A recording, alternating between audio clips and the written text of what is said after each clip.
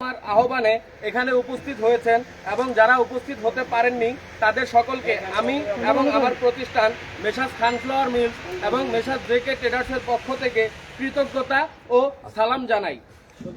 আসসালামু আলাইকুম। আশা করি আল্লাহর অশেষ রহমতে আপনারা সকলে ভালো আছেন এবং ভবিষ্যতে ভালো থাকবেন। উপস্থিত সম্মানিত সাংবাদিক ভাইগণ, আমি আপনাদেরকে এখানে আহ্বান করেছি আমার বর্তমান ব্যবসার পরিস্থিতি পর্যবেক্ষণ ও সকল বিষয়ে অবগত হওয়ার জন্য বিশেষভাবে অনুরোধ করছি। একান্ত কিছু বিষয় না বললেই নয়। সাংবাদিক ভাইগণ, গত 2 এপ্রিল 2026 তারিখে আমার ট্রাকগুলোতে অবশিষ্ট রিজার্ভে থাকা ডিজেল প্রায় শেষ পর্যায়ে চলে এসেছে। গত 3 এপ্রিল 2026 তারিখে উক্ত ডিজেল ব্যবহার করে ভোলা সদরের এবং মিলের আশেপাশের ব্যবসায়ীদের নিকট পণ্য পৌঁছে দেওয়ানো হয়েছে। বর্তমানে আমার নিকট কোনো ডিজেল অবশিষ্ট নেই। তার পরিপ্রেক্ষিতে আমার নদীবর্তী ঘাট হতে গুদামে গাড়িতে যোগে গম উত্তোলনের কোনো ডিজেল আমার কাছে অবশিষ্ট নেই এবং দুটি প্রতিষ্ঠানের উৎপাদিত পণ্য ময়দা, ভুসি, মুড়ি ভোলা জেলার দক্ষিণ আইচা হতে উত্তরে অর্থাৎ ইলিশা ফেরিঘাট পর্যন্ত এবং জেলার বিভিন্ন আনাচে কানাচে উৎপাদিত পণ্য নিজ পরিবহন দ্বারা পৌঁছানো হয়। আজ থেকে যদি আমি ডিজেল সরবরাহ না পাই তাহলে ভোলা জেলার চরপেশন, লালমোহন ও বিভিন্ন উপজেলায় আমার উৎপাদিত পণ্য পৌঁছানো সম্ভব হবে না।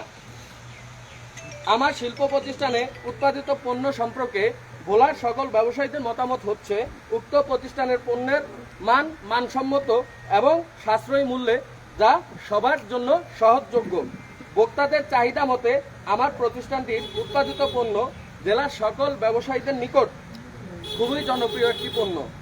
সাংবাদিক ভাইগণ, এখানে আরও দুঃখের সাথে আমি প্রকাশ করতে চাচ্ছি যে উক্ত প্রতিষ্ঠান দুটিতে 200 জনের মতো কর্মকর্তা ও কর্মচারী নিয়োজিত আছেন এবং আমার পরিবারও এই প্রতিষ্ঠানের উপর নির্ভরশীল। আমি যদি 200 ব্যক্তির পরিবারে অন্তত 5 জন করে গণ্য করি, সেই হিসেবে 1000 জন লোকের জীবিকা নির্বাহ করে আমার এই দুটি প্রতিষ্ঠানে।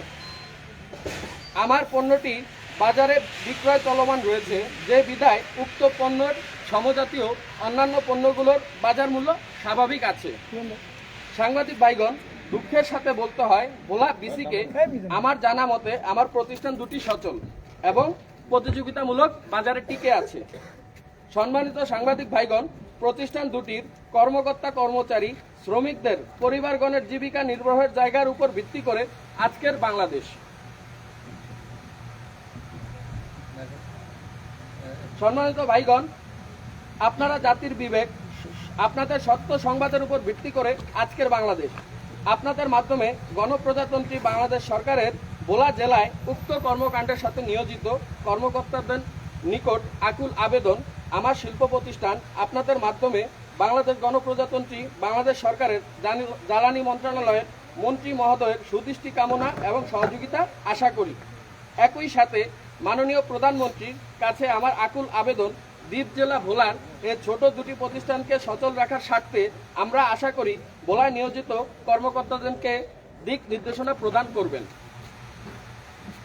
সাংবাদিক ভাইগণ, আমার এই লিখিত বক্তব্য কোনো ভুল ত্রুটি থাকলে নিজ গুণে সকলে ক্ষমা দৃষ্টিতে সকল ভেদাভেদ ভুলে জাতির ক্লান্তি লগ্নে বৈশ্বিক জ্বালানি সংকট মুহূর্তে আমাকে সহযোগিতা করার জন্য সবিনয় অনুরোধ করলাম।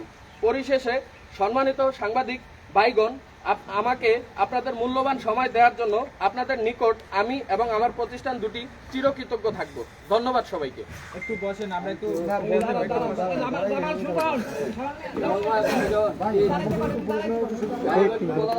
না ভাই, আমাদেরকে আমার বক্তব্য যা দেওয়ার লিখিত আকারে দিয়েছি, তো দয়া করে আমাকে কোনো প্রশ্ন করবেন না। আপনারা আমার বক্তব্য লিখিত নিয়ে যান, দয়া করে আমাকে কোনো প্রশ্ন করবেন না। না, আমার কোনো বক্তব্য নেই। আরে ভাই, সামনে যদি তোমরা চলে যাও, এটা কেমন হলো? পেছনে কে আছে না আছে দেখবা না একটু।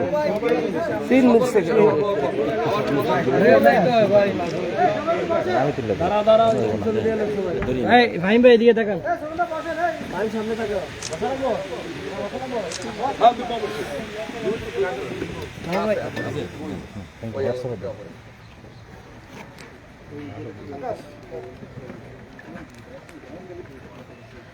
আমাদের একটা প্রশ্ন আছে ছোট, যেটা আপনার জানা আছে, সেটা হচ্ছে আপনার দুটি কারখানায় কি পরিমাণ তেল লাগে প্রতিদিন, যেটা আপনি পাচ্ছেন না?